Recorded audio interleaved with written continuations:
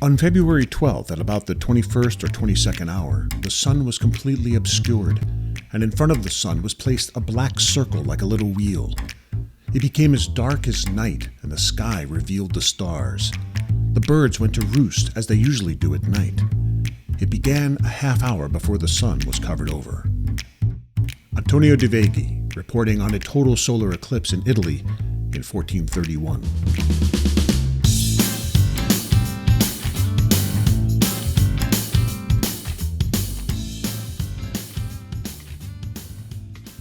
It's time for science, and it's time for extended learning. On April 8th, 2024, there is going to be a total eclipse of the sun that will be visible over a large area of North America. Dr. Bryan Méndez, astronomer at the University of California, Berkeley, and the Planetarium Director at the Lawrence Hall of Science, is here to talk about the upcoming solar eclipse, how to integrate it into your science curriculum, and how to safely view it both on the path of totality and everywhere else. Then, Erica Beck Spencer, curriculum specialist with FOSS, who spearheaded the Taking FOSS Outdoors initiative about getting kids outside, discusses how going outside can benefit students' mental health, how starved they are for outside time, some of her favorite activities and how to successfully manage them, and connecting inside learning with outside learning.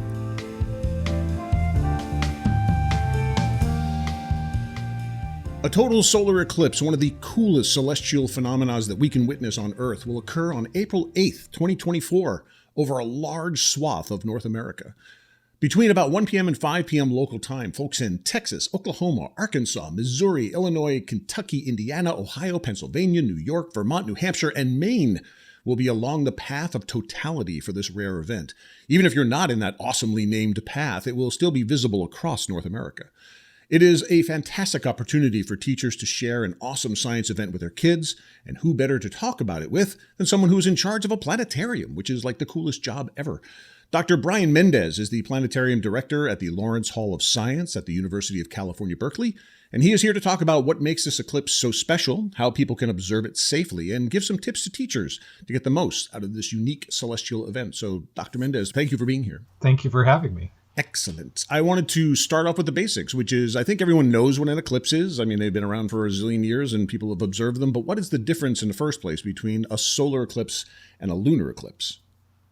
So an eclipse generally is when something in the sky gets blocked out by something else in the sky.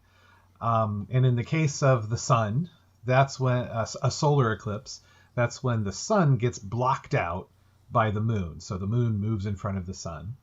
And in the case of a lunar eclipse, it's actually the Earth itself which is blocking out the moon. So the Earth's shadow is falling onto the moon in the case of a lunar eclipse, and the moon kind of disappears. Mm-hmm. Doesn't quite disappear in a lunar eclipse because there's actually still a little bit of light that reaches it. But that's the main difference, is that the thing that's blocking it out is what makes it, and the thing that's getting blocked out. Turns out that the Earth, Moon, and Sun are involved in both of those types of eclipses, but the object that's getting blocked out is what it's named for. So a lunar eclipse, the moon is disappearing. A solar eclipse, the sun is disappearing. And this one is a solar eclipse, and it's also unique because in North America, we'll get an entire path of totality. So what exactly does that mean? It's one of the coolest phrases in all of science for me, the path of totality. I mean, I just love that. But what does it mean for us? So when you have an eclipse of the sun, it depends on where you are on Earth as to what you're going to see. Because the moon is pretty far away from the Earth, and its shadow, and the moon is much smaller than the Earth, so its shadow is relatively small compared to the Earth, which means that when it moves between us and the sun, its shadow will land on the Earth, but it's only going to land on a small portion of the Earth. And if you're inside that inner part of the moon's shadow, you will see the entire sun get blocked out by the moon. However, if you're just outside of that shadow, you might see a partial eclipse, which is where the sun will appear to get just a little bit of it will get blocked out by the moon. And how much of it gets blocked out by the moon depends on how far away you are from the so-called path of totality. The path of totality is basically the path that the moon's shadow takes as it crosses over the Earth. I've seen some things online where people talk about I think we've seen various partial eclipses in our lives, but that a total one is very different. That it's surprisingly dark, and the animals will begin to freak out a little bit, and things like that. So it seemed interesting that the being on the path of totality is very different than not being on the path of totality. Could you talk a little bit about that? Absolutely. In fact, the thing that we astronomers really like to emphasize to people is that there is a complete and total difference between a 99% eclipse and a 100% eclipse. 199% is not good enough. Basically, if any little bit of the sun's visible surface, which we call the photosphere, if any little bit of the photosphere is still making it to the ground, is still visible from where you're standing, the sun will not go completely dark, because the photosphere is so bright that just a tiniest little bit of it will still light up the sky and make the sky very bright. It will get darker, in any partial eclipse. What will happen is that because part of the sun is getting blocked, it will get darker out, and you will actually feel the temperature change, which is a pretty amazing thing. You'll see some cool effects on the ground. Shadows will start to look weird compared to the way they normally are. It'll be a little bit different than, say, just clouds passing over, right? We're all familiar with the kind of darkness that occurs when the clouds pass over and block out the sun. But when the moon does it, because it's affecting kind of the whole area and changing the shape of the sun from our perspective, there's additional fun effects that happen during that partial phase. But if the entire sun is blocked out, then we get to see something completely different, because when the entire sun is blocked out, it will become dark like night, which won't happen if just a little bit of the sun is still showing. So it basically is a very quick nightfall, right, for this moment between the last little bits of sun disappearing and then total nighttime feel. But then we also get to see something that is only visible when the entire sun is blocked out, and that's the atmosphere of the sun, which has been named the corona. Corona is a Latin word which means crown, and it got that name because the appearance of the sun's atmosphere looks kind of like a crown around the sun. It has really interesting structures which are always changing because of the sun's magnetic field, which is very dynamic. And it extends very far away from the sun. In fact, the corona just basically keeps on going out and out and out throughout the solar system, just getting dimmer and dimmer as it gets farther and farther away from the sun. So when you see a total solar eclipse, you will suddenly see the corona. The corona will appear once the sun goes out. And it is an amazing sight. It is something that is indescribably cool. It stretches across the sky. It's nearly as bright as the full moon itself. But that is so much less bright than any part of the photosphere itself.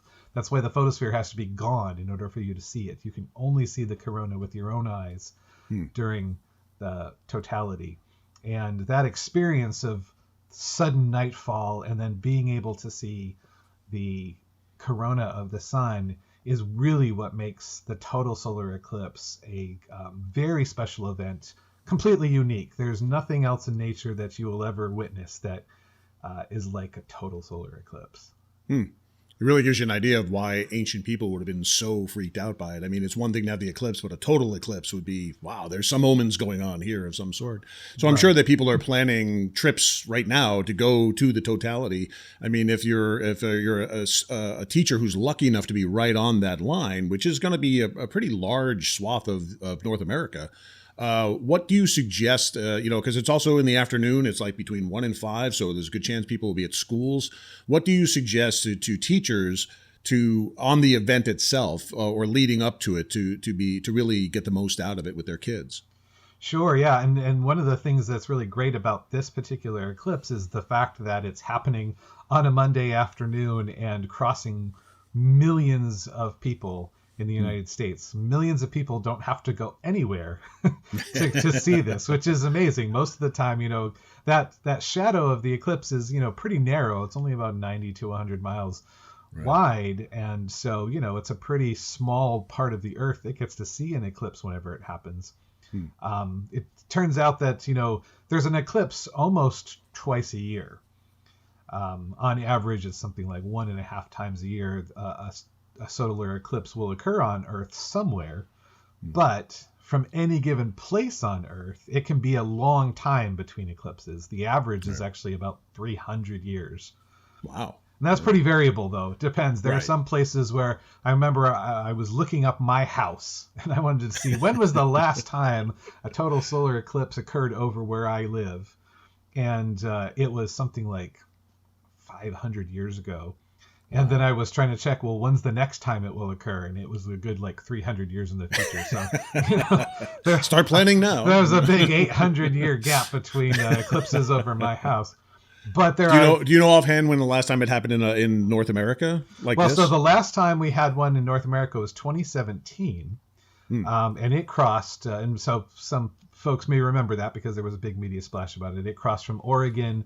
And then exited out in South Carolina, I think was where it exited the country. And that was an interesting eclipse because it only went across the United States. And so that one was called the Great American. We took ownership. Yeah, because the only place it made landfall was in the United States in 2017. This one is crossing Mexico, United States, and Canada. So this one's the Great North American eclipse. And there's a fun spot in the United States which got to see the one in 2017 and will see the one in April. Oh wow. And that's Carbondale, Illinois. So they're the home of the eclipse. Yeah, they got to see 2 eclipses within 7 years, which is much shorter than the average, right? They need to be making T-shirts or something. That's a huge thing. I think they had a big event back in 2017, and I'm pretty sure they're having a big event this year too. But to your question about what teachers can do, because again, it's Monday. Right, it's Monday after spring break for a lot of schools, so you're right back in it, and kids are probably a little groggy from all of their spring breaking, and so this is a perfect opportunity to re-engage them in some activities. My number one advice is make sure that your students get to experience this, because far too many schools in the past have been afraid of solar eclipses and have actually kept their students out of the classroom. I actually know of lots of school districts that are canceling school that day because they want their students to go ahead and observe it, but they don't want to be the ones responsible if somebody gets hurt. And I think we in the astronomy outreach community are often warning people, don't stare at the sun, it's dangerous, and it is. However, I feel like maybe we overdo that a little too much because now we've scared people so much that they're like, oh, I can't look at the eclipse or I'm going to die. And, I remember as a kid thinking your eyes would flame or something like that. It's like, I remember a Simpsons episode about that. Yeah. And that's, yes, it is not safe to stare at the sun ever. Yeah. And I feel like that should be the message that you should take away, is that never stare at the photosphere of the sun. But during the total solar eclipse, the photosphere is gone. And so that is the one time that it is completely safe to look at the sun, because you'll be looking at the corona, and it's amazing. And you have to look, you must look, because it is beautiful. In fact, you will not only the corona do you get to see, but there's also a thin layer of atmosphere just above the photosphere called the chromosphere, which has a red color. It's produced by hydrogen, and it's amazing. You can pull out your binoculars safely. You don't need any filters at that moment during totality. You can look at the corona of the corona and the chromosphere, and you can see the red color, and it's very amazing. Again, something that you would never get to do in any other situation, and only in the path of totality. If you're not in the path of totality, you won't get to do this. Yeah, we want to emphasize that. But if you are in the path of totality, man, that's awesome. That's really a great thing. So if people are just off to it, what's the best way for them to be observing with kids? I know there are glasses. I think School Specialties sells some of them. I mean, you can find these things, but what's the best way for people to observe the eclipse and actually sort of, embrace it? Yeah. So I would say there's kind of two basic techniques to do safe observing of the partial phases. As I was saying, the total phase, if you're in the path of totality, it's completely safe to look during the totality. So during the partial phases to observe, you want to either have some kind of filter or some kind of projection as a way of observing the sun. Filters could be these so-called eclipse glasses. And they're sold from a lot of different sources. You'll want to get them from a reputable source. There were some in 2017. There were some disreputable sources that were selling, eclipse glasses that weren't up to proper standards. And if you're going to be telling people to put these things on their face and to go ahead and stare at the sun, you want to make sure that they're blocking. And to be clear, the thing that's dangerous is it's the ultraviolet light that comes from the sun's surface that's dangerous because it can physically damage your retinas.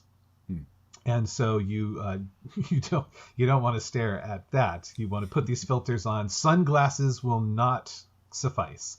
The sun is way too bright. For even if you've got some sunglasses that are really expensive from the Sunglass Hut or whatever, and say they have full spectrum protection, sure, but it's not going to be enough for that's for regular everyday walking around in the sunlight. That's not for staring straight at the sun. So the ones you write almost like welding glasses. They're almost like that. In fact, that's intense. another. Yeah, they're and I actually, this is what I do for myself and for my kids is I get a set of a welder's mask, and you can get some pretty cheap ones. And welder's glass number 14 is an appropriate level of protection, and you can get some welder's goggles, and boom, they're super simple to put on, and you can just stare straight at the sun. There are other types great for cosplay later, I'm sure. Cool That's goggles. Right. Although the thing about those goggles is that they are so effective that the only thing you can see through them is the sun. so don't walk around. You're right. You won't be able. You'll be blinded by anything else. Well, they're welder's goggles, so I guess you can also see arcs if you're actually welding something. But anything that's not as bright as an arc or the sun itself, you won't be able to see. And you were talking about projection is the other way. Projection's the other way. The simplest way to do projection, and it's actually amazing, is what's called a pinhole projector. And all it is something with and it doesn't even have to be a perfectly shaped pinhole. It's something that has about the size of a tiny pinhole will create a projection of the image of the sun. This happens every day. You probably don't even realize it if you're walking around on a sidewalk. Let's say you got some trees overhead. Any of the little if you look down on the ground and you see these little bright spots on the ground, those turn out to actually be images of the sun that are being projected through those tiny little holes in the tree above you.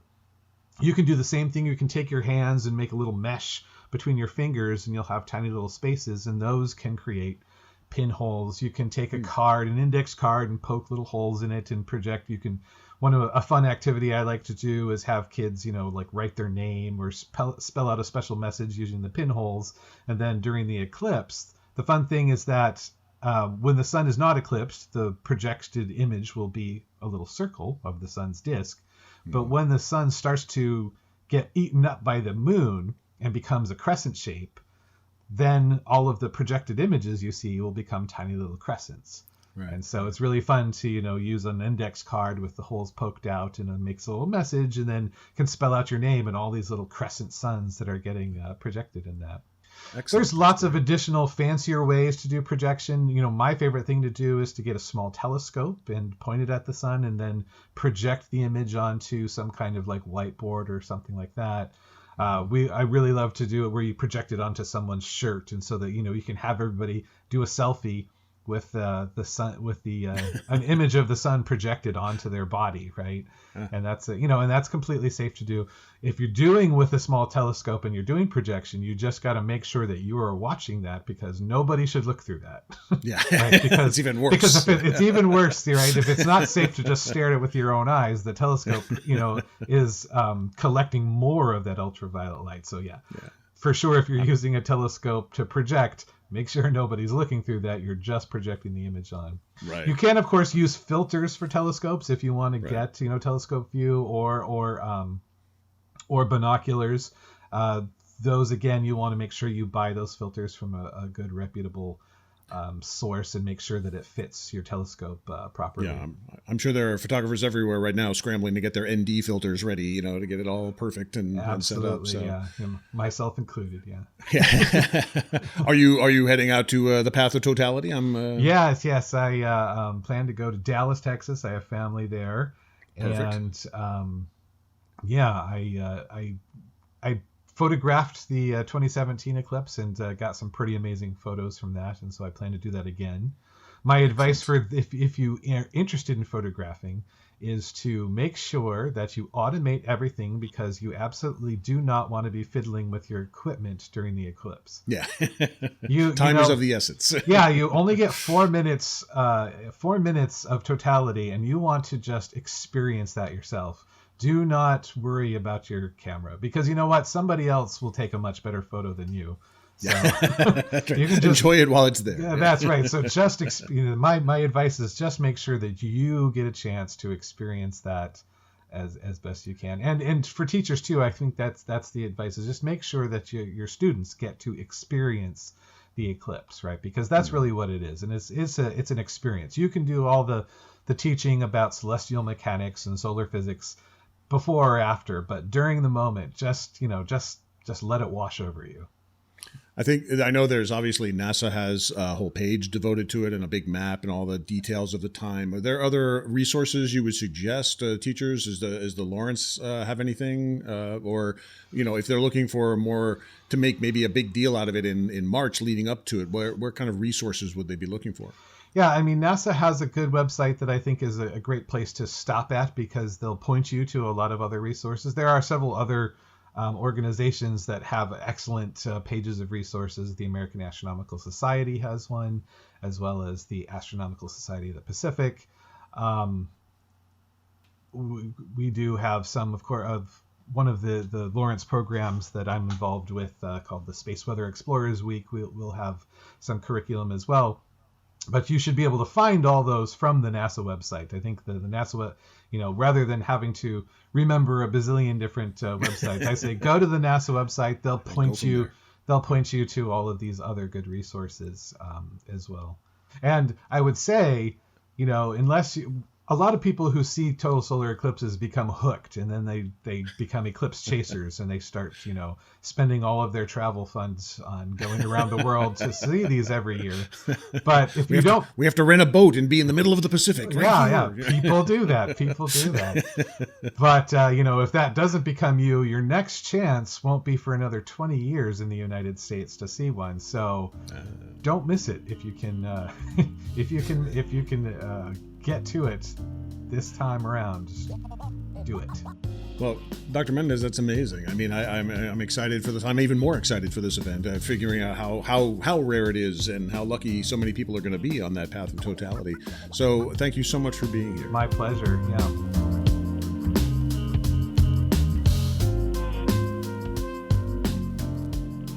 We just heard from Dr. Bryan Méndez about the eclipse and what you can do in getting kids and educators outside to see the event safely, and we wanted to extend that conversation to the overall power of getting kids outdoors to teach science.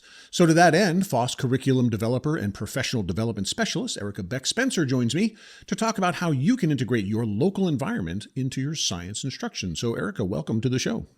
Thank you. Thank you so much for having me, Tom. This is a particular area of passion for you. I know you were an outdoor enthusiast. We were just talking about how you were disappointed there might not be more snow for cross-country skiing. So obviously you're an outdoors person. So let's just start with the general rule here, or the general concept. How can getting kids outside be both a good extended learning activity and become an integral part of teaching science in general for elementary school teachers? Oh, that's a great question. Well, first of all, what we love about teaching outside is that we take the indoor learning and we're extending the indoor learning to the outdoor world. We are applying what we've learned indoors to another setting, a real world setting, and students retain the information longer and stronger because they've had multiple experiences with the same concepts.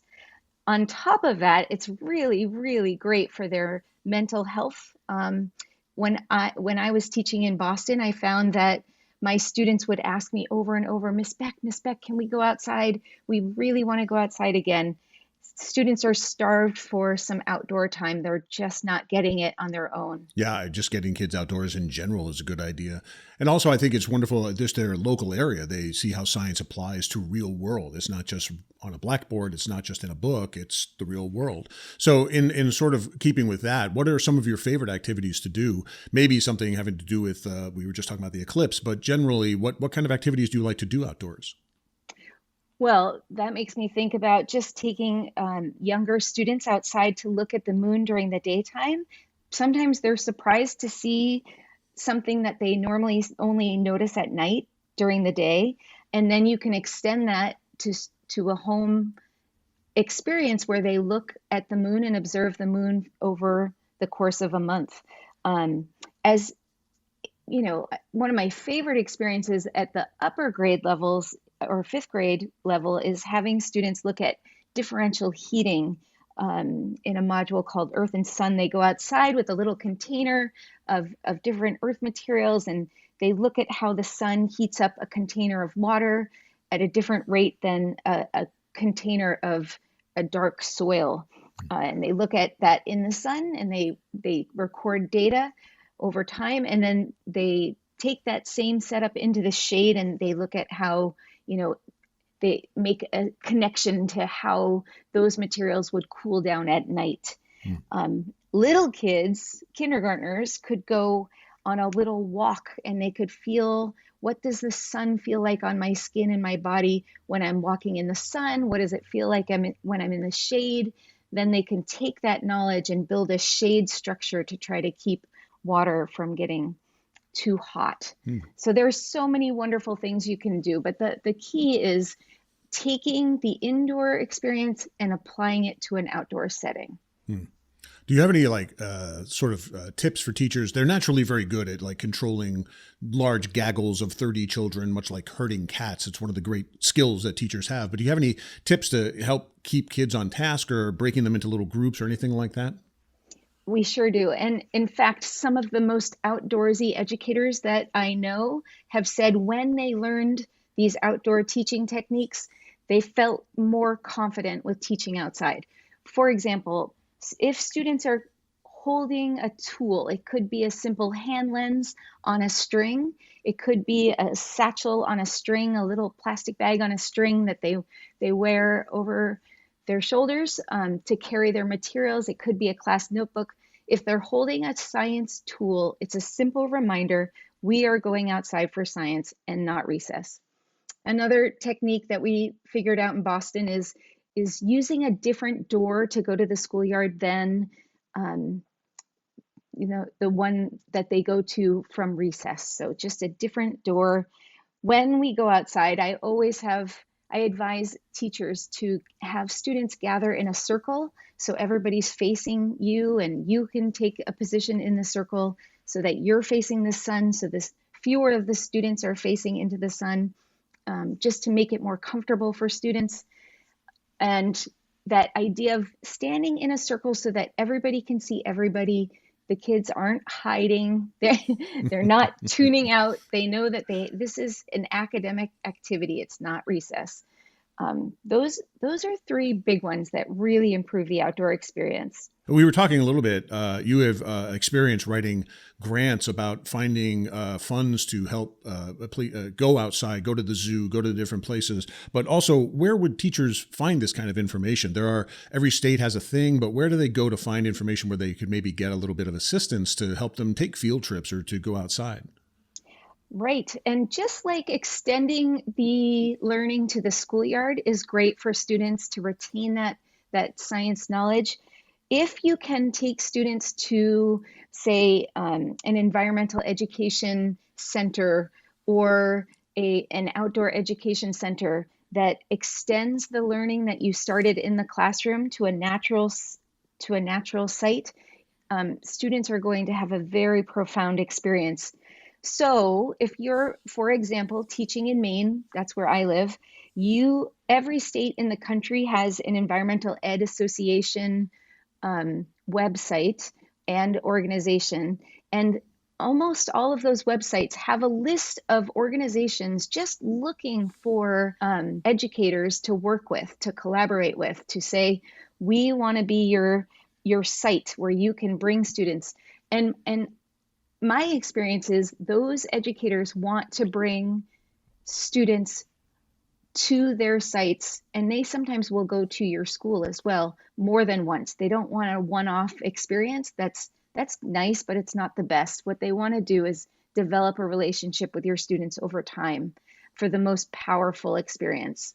That's awesome. I love that there are so many resources for students like that. So in general, just we're very big advocates of getting kids outside because of it helps science. Is there anything else you want to add to wrap it up? Or I love your passion for this part of the process. Yeah, I some of the statistics, they're a few years old, but you can Google them and find out. But the students are not going outside the way you may have when you were a child and the way I did when I was a kid. My parents said, go outside and don't come back till the streetlights come on. And today's, did that happen to you, Tom? Oh yeah. Yeah. And frankly, my parents were not trying to make me an environmentalist. They just didn't want me to make a mess in the house. But the impact of that outdoor time all the time was that I was very curious about nature, and so today's kids are outside with unstructured playtime for fewer than 8 minutes a day on average, and that includes summertime. And so if you think about the impact of that on their mental health, it's devastating. And so kids are starved for outdoor time. When they can go outside, even for academic time, encourage them to take a deep breath before you go back into the classroom. Stand in that circle, look up at the sky, take a few deep breaths, and then go back in, and you'll be amazed at how much more attentive students are for all subjects, not just science. I would assume that aside from PE, which a lot of kids don't like, science is the perfect thing for them to get outside like that. And I think also leading by example, a teacher who loves and appreciates nature, that's going to rub off on kids. They're going to say, maybe I should look at that bird and breathe and look at the clouds. Yes, that's awesome. Right. Yeah. And one other thing, Tom, and even if you're in a site with just asphalt, which in the beginning, lots of the Boston schoolyards were just asphalt, it's amazing what you can do on those sites. You can still go outside and look at the weather. You can still find weeds in the cracks. You can still find life. It's amazing how much you can still do in the worst of schoolyards. That's excellent. Teachers have the greatest resource of all. They just step outside. I think that's fantastic. Erica, thank you so much for your time and your passion on this subject. Oh, thank you for having me.